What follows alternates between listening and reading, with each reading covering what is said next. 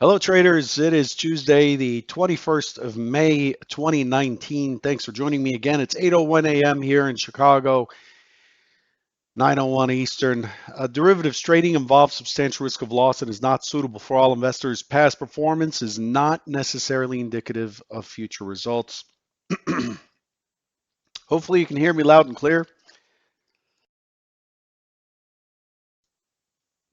This morning, risk on sentiment. Um, the market is taking a little bit of a pop. The DAX, which was a laggard yesterday, is a leader this morning, up 140 points or 1.16%, followed by the Euro stocks, just like yesterday, up 0.9%. The NASDAQ, again, that was the third laggard from yesterday, is the third leader today, up 65.5 points. This supposedly on news that the U.S. has reduced some of the sanctions or some of the restrictions on Huawei, um, and their technology, stating that it's for the benefit of their consumers. This news came out last night and has caused a lift up, and the market is now uh, trading higher and trading against last week's close, Friday's close. The news event is that Huawei being granted 90 days license by U.S. called the same trick Trump did with ZTE Corp. This is what Huawei thinks. They said they were ready for sanctions. China must achieve a technological independence and so on and so forth, and plenty of rhetoric ongoing. The U.S. urges the U.K., Australia, and EU to exclude Huawei from networks for alleged spying, and the market is taking that up. China has also said that it has no information that Trump and Xi are meeting at the G20 summit in Japan, despite Trump announcing that, POTUS announcing that several times. But China is denying that that's taking place. Who knows? Who cares? The question is the market popping on its own under its own power, or is it popping on some sort of news that can cause a disruption? And lately, the news is just disruptive.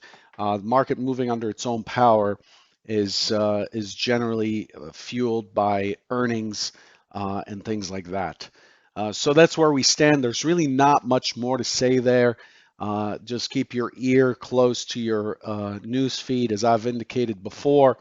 If you're a Convergent member, you have the top news feed out there, Trade the News, included in your membership, $185 per month value, included in the membership for the full service, the full FX credit and futures service.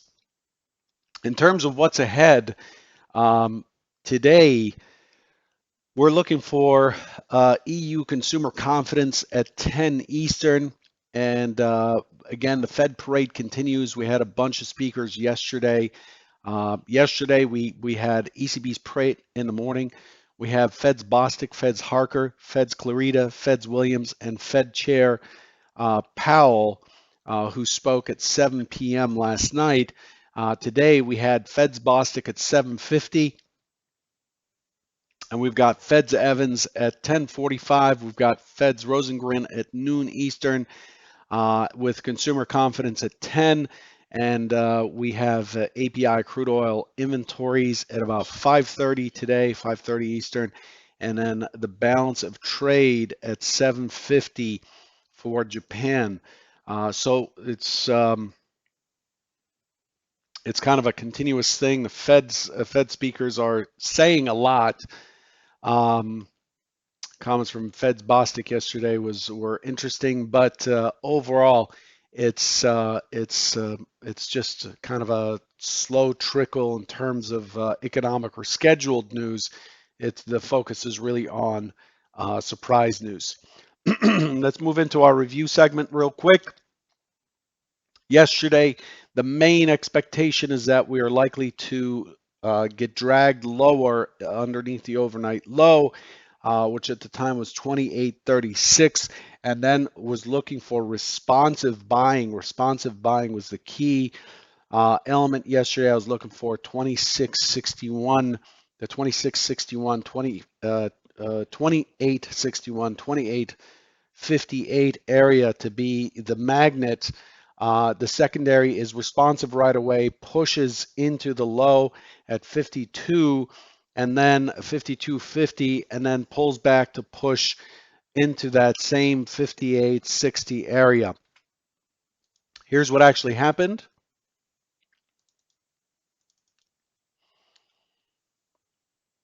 So we opened up actually the trigger charts a little bit better at this and explaining this. So here's what we got yesterday. We had an opening swing right up here, and then we had our first impulse down. Now, to me, that looked initiative, and I issued a caution longs to Convergent members. Caution long stating that if you're in a long or are planning to take a long, it needs to be light and tight, as the market's likely to not honor a longer term long. And what it did is it pushed right into this old stock zone at 28.33. And that was basically the low of the session right on top of this gray area, this stock zone here. It bounces back up, gets back to mid VWAP and the opening swing low. Looked to me like a pretty good opportunity given the impulse to continue lower, but nope. It pushed through, pulled back again to the 39, 38 area, and then we had a reversal, a complete reversal, and we pushed the opening swing high, which was at 43.75, causing a loss early on. An impulse pullback. I got to be honest with you, impulse pullbacks are just bread and butter material. And as I've said to many, they haven't been working very well to the short side. Haven't been seeing, except for December or something. Haven't been seeing a good drop, that has a good magnitude, and then a pullback for continuation. We haven't seen much of that on the short side, and yesterday was no exception. And then so we rotate back up, and we basically have a push, almost an impulse to the long side. So now you're thinking, okay, uh, this is likely to be responsive, and so we're looking for 52.50 as the target, and again 52.50, and then all the way up to 61. This area would become the key target above, and here's what basically happened. Let me keep the scale steady. This is what basically happens. It pulls back through the mid right here, and it just gets tangled up, right? Lots of noise, looks like outside in type of trading. So again, we're looking for this being the primary target, or this being the primary target at 52.50, and then looking for 58 to 61 as the extended target. And basically, it just kind of got tangled up a little bit at 48.50, and then we finally, the IB is finally in, and we finally get that first target, right? So it finally reaches that first target, but it's just not, I'm just being honest with you here. I could sit here and tell you how I sold the top and bought the bottom all day, every day, but that's ridiculous. That's not how trading really works. Um, it did not give a good clean entry. So what happened in here is that a whole lot of chop, very good scalping type stuff. Just scalp for two, 3 points, back and forth. Plenty of that. There are probably 32 points or something in here in terms of scalping. Just this small range here, just aggressive scalping, and then it finally breaks higher. So now we're looking for the pullback to see if we can get a push into that upper target of 58.75, right? So there it is. It goes to 55.75, and it just loses steam. And then this retest is a clear indication. Hello, erase. Hang on, let me clear this board. Just won't clear using the shortcut key. We have this retest at 55 and then an immediate strong impulse down. So you can see the rotation there expanding to the downside, and we're off of longs yet again. So can't be on longs anymore. Again, and balancing in this zone. So overall, the market just yesterday exhibited signs that it's just not able to hold on to higher prices.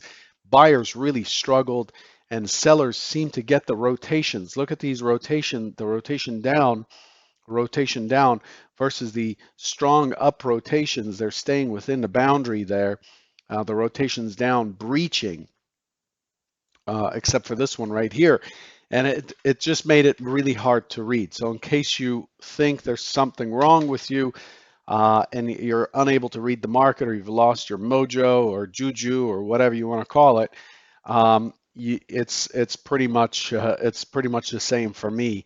We're all human, and it's sometimes we're just not in alignment with the market. And then the market proceeds to push lower and make a neutral day out of this. So we've broken the IB high, the yellow line up top, we've broken the yellow line down below, and now we are neutral.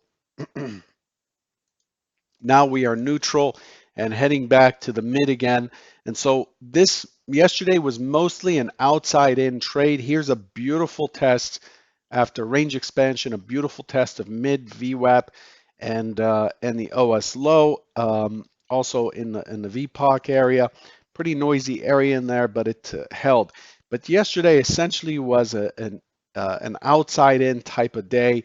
Really, it was about fading the edges, despite the fact that it looked like it was gearing to break down or up. And then we ended up with an even distribution, a almost symmetrical neutral down here and up here, and with a very clear consensus in the middle. So this was a pretty flat but quite balanced day yesterday. Again, outside in type of trading. Okay, so that's the summary of yesterday, and I'm going a little long here. What has happened since then in the overnight session? We basically took off on that earlier news on Huawei and continued to rally. We pushed out of the prior day's range. By the time the Asian session opened and started to trade in the key portion, it really was pushing higher. We did get a pullback when the Europeans opened right here, but overall it looks quite bullish. The volume has come off quite a bit, 282,000. That's about 50% more than normal, 50 to 60% more than normal. And then we have a fairly weak high. Let's look at this on the on Bookmap. Here's the overall picture on Bookmap. So we reopen right in here. This is my 5 o'clock Central, 6 o'clock Eastern. We reopen, we push higher. We're not really tackling any true liquidity or volume here. We pull back and then we take that right back. This looks very, very news based. I didn't look up what that's all about. And we are pushing higher into a fair amount of liquidity up top. The liquidity below is right at yesterday's point of control and close. So you can see down here. There's some liquidity here. You might want to kind of keep an eye. If you don't have Bookmap, you might want to keep an eye on that. Mark that on your chart as a zone, a potential zone. And then up top, against last week's close, which is right here, we have a fair amount of liquidity up there. The expectation is the market is likely to chew through that. Buyers are likely to be relatively strong today. So that's how that's how the overall market order flow looks like. Expand it down a little bit, and we're looking at 69.70 and 72 as the next big areas up above that. So 62 to 65, and then 70, and above there 72 is the key liquidity pools up above. Okay, so what do we have for today? For today, let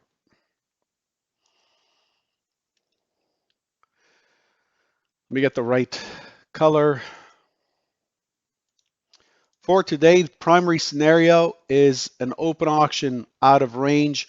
I expect it to respond down into 56, potentially into 54 before it finds buyers. Expect an impulse up, and then the template day is Friday. We're up against Friday's close.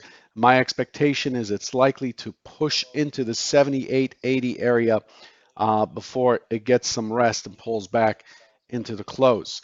A relatively bullish. I expect the break in the one-time framing down to happen today. It's already happened this morning if we open up here. So I'm not expecting it back in range. Now, if we open higher and push back in and are not able to get back to the open and start continuing, then our trajectory is very, very clear. We're looking for 44.